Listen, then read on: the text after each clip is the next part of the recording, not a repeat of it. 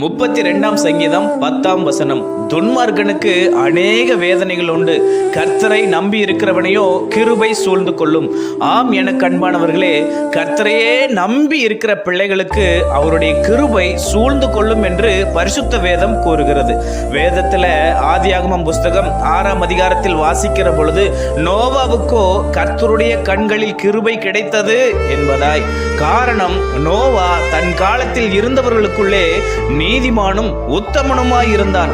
நோவா தேவனோடு சஞ்சரித்துக் கொண்டிருந்தான் என்று நாம் வாசிக்கிறோம். ஆமாங்க, நோவா கர்த்தரோடு சஞ்சரித்து கர்த்தரையே நம்பி இருந்தபடியால் நோவாவும் அவர் குடும்பத்தாரும் பேழையின் மூலம் கர்த்தரால் காப்பாற்றப்பட்டார்கள். துன்மார்க்கமாய் வாழ்ந்த ஜனங்கள் எல்லாரும் ஜலத்தினால் மாண்டு போனார்கள். ஆமாங்க, நாமும் நம்முடைய வாழ்க்கையில கர்த்தரையே நம்பி ஜீவிக்கும் பொழுது அவருடைய கிருபை நம்மையும் சூழ்ந்து பாதுகாக்கும். ஆமென்.